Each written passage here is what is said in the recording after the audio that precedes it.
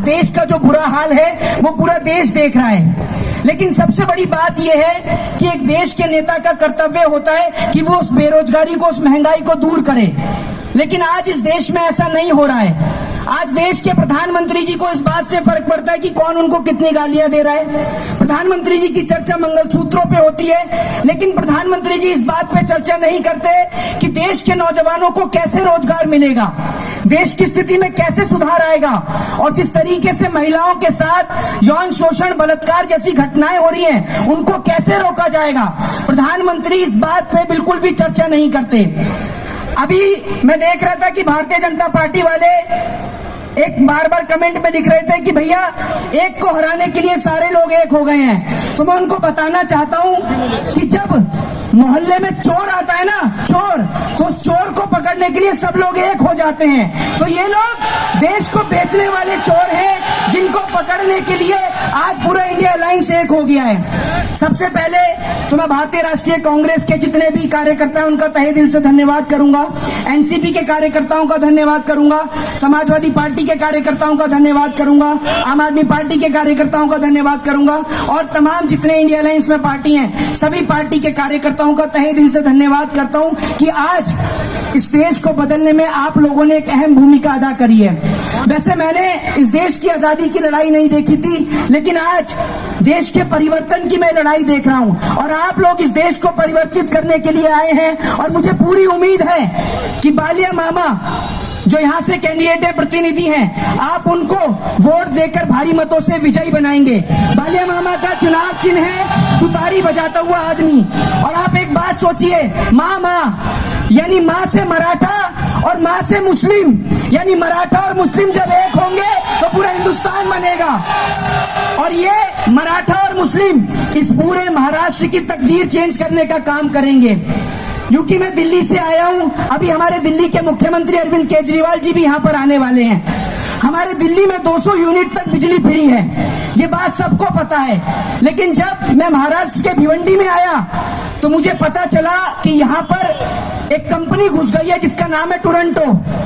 वो Toronto company जो देश के लोगों को लूटने का काम कर रही है, वो कंपनी जो यहाँ से पावरलूमों को भगाने का काम कर रही है। मुझे पता चला कि यहाँ पर ऐसा कोई घर नहीं है जिस घर में 1000-1500 से कम का बिल आता हो। सब घर में 1000-1500 से ज्यादा का ही बिल आता है। सबसे बड़ी बात यह कि साल 2007 के अंदर इस कंपनी को यहाँ पर लेकर आए थे कांग्रेस और एनसीपी, और वो इसलिए लेके आई गई थी, यहाँ पर बिजली की सप्लाई बहुत कम थी। ट्रांसफार्मर ब्लास्ट करता था तो कई लोगों की जान चली जाती थी, तो बिजली की सप्लाई की बहुत कमी थी। तो यहाँ बिजली लोगों को प्राप्त कराने के लिए यहाँ पर उस कंपनी को लाया गया। लेकिन बड़े दुर्भाग्य की बात है कि उस कंपनी ने जब से मोदी सरकार आई है, दिन रात दिन प्रतिदिन बिजली के दाम बढ़ाए, और यहाँ लोग इतने परेशान हैं कि घर के अंदर बिजली जलाएं या घर का अपना चूल्हा जलाएं, इस बात को लेकर बेहद परेशान है। दूसरा, यहाँ हॉस्पिटल की इतनी कमी है, यहाँ सिर्फ एक ही हॉस्पिटल है जिसका नाम है आईजीएम, और कोई हॉस्पिटल ही नहीं है। यहाँ मैंने लोगों को देखा कि लोग एम्बुलेंस के अंदर ही दम तोड़ देते हैं। और नरेंद्र मोदी जी और भारतीय जनता पार्टी चिल्ला रही है कि अब की बार 400 पार। भैया गली में कुर्सी बेचने वाला आता है ना, कुर्सी बेचने वाला, वो भी ऐसे चिल्लाता है 400 रुपए 400 रुपए, लेकिन 150-200 में आके सिमट के रह जाता है। वही हाल होने वाला इन लोगों का भी है पूरे देश के अंदर, यही हाल होगा इनका। दूसरी बात यह कि प्रधानमंत्री नरेंद्र मोदी जी ने अभी मंगलसूत्र को लेकर भाषण दिया। भैया मैं प्रधानमंत्री जी से पूछना चाहता हूं कि नरेंद्र मोदी जी, पिछली सरकारों के राज में मंगलसूत्र बिका या नहीं बिका, ये किसी ने नहीं देखा, लेकिन आपकी सरकार में मंगलसूत्र बिकते हुए देश के प्रत्येक नागरिक ने देखा। वो कैसे देखा मैं बताता हूं आपको। कोरोना के काल में जब एक पति की हालत खराब हुई और उसको बेहतर इलाज नहीं मिला, तो उस पत्नी ने अपना मंगलसूत्र बेचकर अपने पति का इलाज कराया।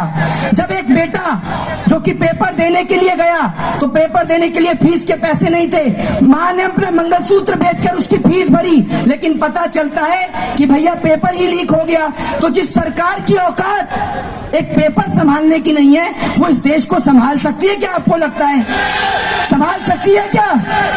मैं आपसे पूछना सकता हूं, संभाल सकती है क्या? आज अगर आप लोग अपने घर से वोट लेने के लिए नहीं गए तो ये याद रखिएगा कि ये देश, ये मुल्क बर्बाद हो जाएगा और आप लोगों को इस मुल्क को बचाने में एक अहम भूमिका अदा करनी है।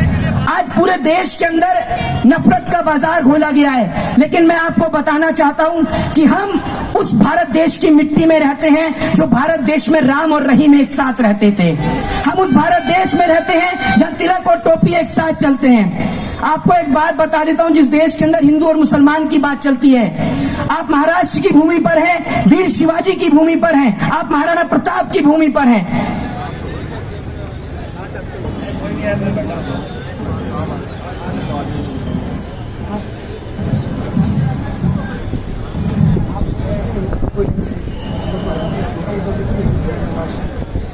देखिए, समय का बहुत अभाव है, तो मैं आप लोगों से फिर कभी आपके बीच में आके रूबरू होऊंगा। धन्यवाद। जय हिंद, जय महाराष्ट्र।